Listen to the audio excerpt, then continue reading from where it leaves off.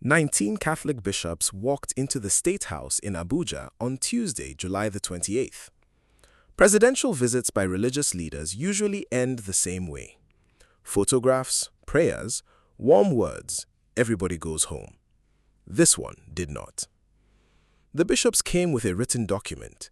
In it, they told the president that Nigerians were weighed down by poverty and hunger, that insecurity was still tearing communities apart, and that public confidence in Nigeria's democracy was slipping away. In a phrase that has traveled across this country all week, they told him Nigeria is bleeding. The president did not accept that description. He told them his reforms had stabilized the country and delivered the economy from bankruptcy, that the quality of life is improving, and that the Electoral Commission is neutral. And then days later, a cardinal went on live television and described what he saw in that room. What followed was a public argument between the presidency and the Catholic Church that Nigeria has not seen in years. Today we walk through exactly what was said, by whom, and why it matters. Stay with me. If you're new to the Policy Pulse HQ, welcome. We follow the money, verify the facts, and hold power accountable. Subscribe now and join thousands of Nigerians who want more than headlines. Watch the full investigation on this channel because the short only tells half the story. The document, point by point. Let us be precise about what was delivered, because a lot of what is circulating online is a summary of a summary. The delegation was led by the President of the Catholic Bishops' Conference of Nigeria, Most Reverend Matthew Man-Oso Ndagoso, who is the Archbishop of Kaduna. He was joined by 19 CBCN leaders, including the Archbishop of Lagos and Conference Vice President, Most Reverend Alfred Martins, and the Bishop of Abeokuta and Conference Secretary, Most Reverend Peter Odetoimbo. Cardinal John Onaiyekan, Archbishop Emeritus of Abuja, was also present. The address opened warmly. The bishops thanked the president for the reception given to the Holy See's Secretary for Relations with States, Archbishop Paul Gallagher, during the 50th anniversary of diplomatic relations between Nigeria and the Vatican. They also appealed to the president to invite Pope Leo XIV to Nigeria. So this was not an ambush. Then came the substance. On the economy, the bishops said the government's reforms had imposed severe hardship, with families struggling against rising food prices, transport costs, and unemployment. On security, they raised the continuing toll of terrorism, banditry, and kidnapping on ordinary communities. On education, they raised the quality of tertiary education and the limited spaces available to young Nigerians. And they raised poverty directly. On democracy, they went further than most groups do in that room. The conference expressed concern about the narrowing of political pluralism and growing public cynicism toward the electoral process, and conveyed a widespread public anxiety that a one-party state is being quietly anticipated. They warned that Nigeria risked serious consequences if the 2027 general elections were not transparent and credible. And then came the line that landed hardest because of who it was addressed to.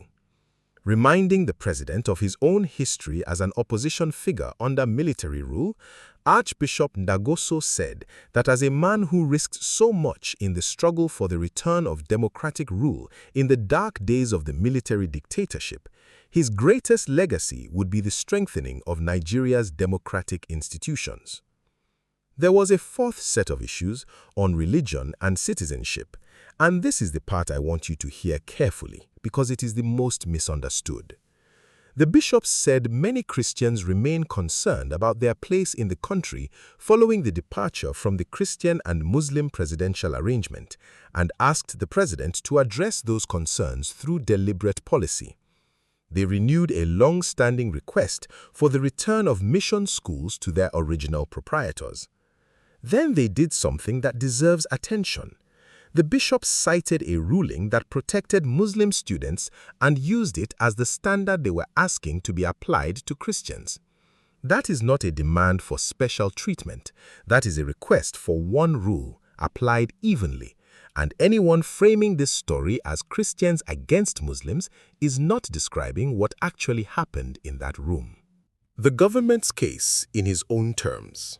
Now let us give the president's reply the same care, because it was substantive and it deserves to be heard properly rather than caricatured. On the economy, Tinubu said his reforms had led to the stability of the country and had delivered the economy from bankruptcy.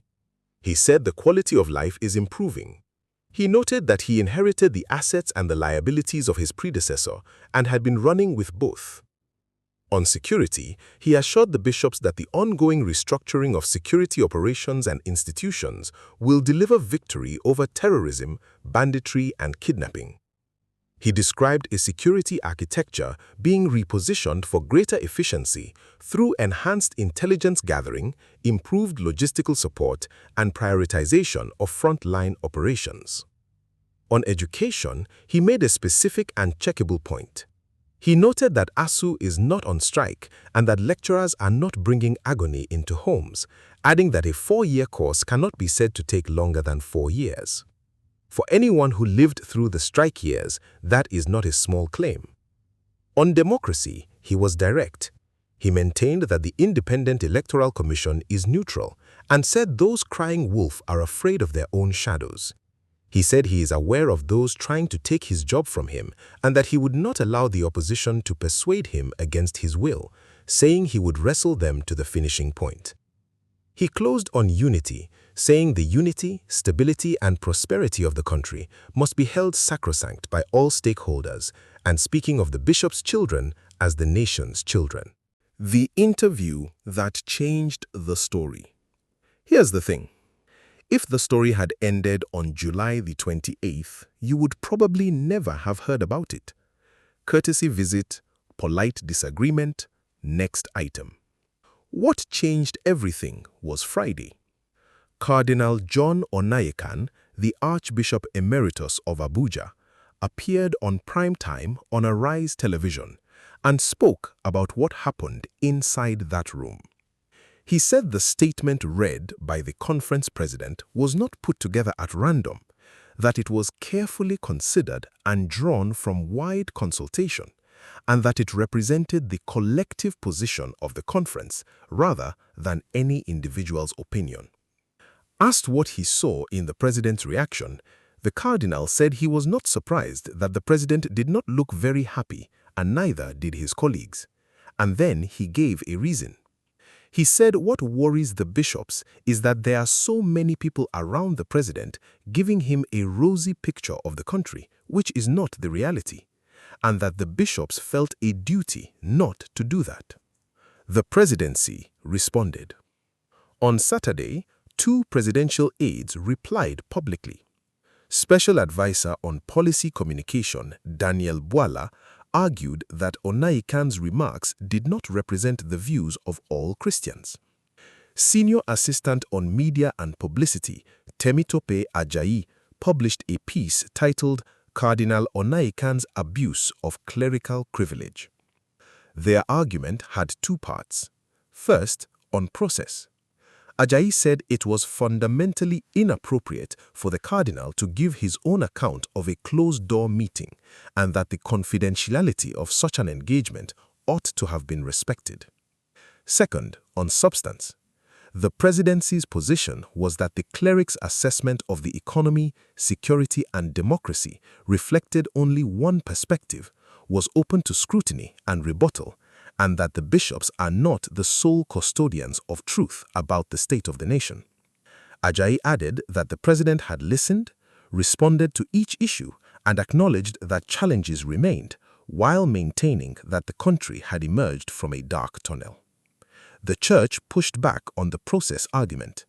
Father Ugukuchu Uguoke responded point by point, arguing that neither Nigerian law nor Catholic teaching prevents bishops from speaking publicly on matters of national importance after meeting government officials, and that the meeting was not secret. Now, here's what almost every take on this story has collapsed together, and separating it is the whole key to understanding it. There are 2 completely different arguments running in parallel. Argument 1 is about substance. Is Nigeria bleeding, or has Nigeria emerged from a dark tunnel? That is a factual dispute about the economy, security, and democracy, and it can be tested against data, against your own market prices, against your own local government. Argument 2 is about protocol. Should a cardinal have described a closed-door meeting on live television? That is a question about manners and confidentiality, and it tells you nothing whatsoever about whether the bishop's assessment was accurate. Notice which argument the public exchange has mostly been about. Notice that a disagreement over the state of the nation became a disagreement over whether one man should have spoken. That shift is the story, and whichever side you support, you should want the first argument settled rather than the second one relitigated. Because if the country really is bleeding, protocol does not stop the bleeding. And if it is not, the strongest possible answer is the evidence, not a complaint about the messenger. Pause and tell me one word in the comments. Bleeding or recovering? Just describe the Nigeria you personally live in, not the one on television. One word. I read every single one. Who said what, and why it is not simply partisan? Let us map the reaction honestly, because it does not split the way you might expect. Opposition figures backed the bishops, which is unsurprising. Peter Obi, presidential candidate of the Nigerian Democratic Congress, former Senator Shehu Sani, and the Good Governance Group all sided with the bishop's assessment. Atiku Abubakar, presidential candidate of the African Democratic Congress, went further. Through his senior special assistant on public communication, Frank Shehu, he called the presidency's decision to attack the clerics rather than reflect on the substance of their message both unfortunate and dangerous. Said the bishops had shown rare courage and demanded an apology to the Catholic Church. But here is the reaction that carries more weight than any of those, precisely because it does not fit the pattern. Senator Orji Uzor Kalu, a member of the ruling All Progressives Congress, described the Catholic bishops as Nigeria's conscience and said the president should heed their advice. When a senator from the president's own party publicly sides with the critics, the story stops being a straightforward opposition talking point. That is worth noticing, regardless of where you stand. Fact and opinion separated. Let me be exact about what we actually know, because this is where responsible coverage matters most. These are facts. The meeting happened on July the 28th. The bishops presented a written document raising the economy, security, education, democracy, and religious freedom. The president responded defending his record. Onaiyekan gave an interview. The presidency issued rebuttals. Named politicians reacted. These are opinions and should be treated as such. That Nigeria is bleeding is the bishop's assessment. That the country has emerged from a dark tunnel is the government assessment. And Onaiyekan's reading of the president's demeanor in that room is one man's impression of another man's face. It is not and cannot be a statement of what the president was actually feeling.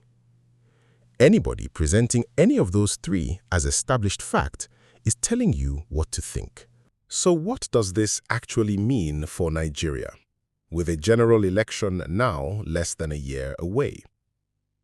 The first thing is that a significant institution has withdrawn from automatic goodwill.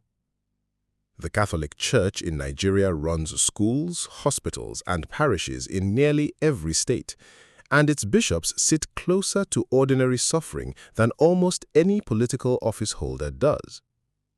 When that institution says publicly that the picture reaching the president is rosier than the reality, it lands differently from a press statement by a political party.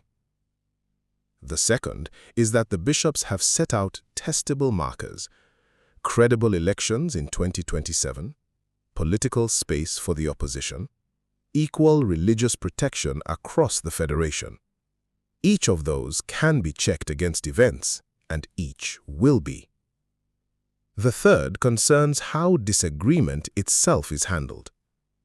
The response to criticism has become part of the story, and how a government answers institutions that disagree with it publicly is something voters weigh, whether or not it appears on any manifesto. So here is where we land, and I am not going to pretend this has a tidy answer. Both sides in this argument are describing a real Nigeria. There are Nigerians whose lives are measurably harder than they were 3 years ago, and the bishops speak for them accurately. There are also genuine things the government can point to, including university lecturers not being on strike, which for millions of families is not a small matter. A country of 200 million people can be recovering in some places and bleeding in others at the same time, and it usually is. What I would say is this. The bishops raised specific, checkable concerns about the economy, insecurity, the fairness of the political space, and equal treatment of worshippers. Those concerns can be answered with evidence. Whether the discussion stays on that ground or drifts into a longer argument about who was entitled to speak and when is a choice being made in public right now by everybody involved. And you get to judge it. You do not need Abuja or a cathedral to tell you what your market prices are, whether your road is safe at night, or whether your vote counted last time. You already know. What do you think? Are the bishops describing the Nigeria you know, or is the government's account closer to your experience? Share your opinion respectfully in the comments below, and please keep it respectful, because this one touches faith and I will be moderating. If you are new to the Policy Pulse HQ, welcome. We follow the money, verify the facts, and hold power accountable. Subscribe now and join thousands of Nigerians who want more than headlines. Until next time, stay informed.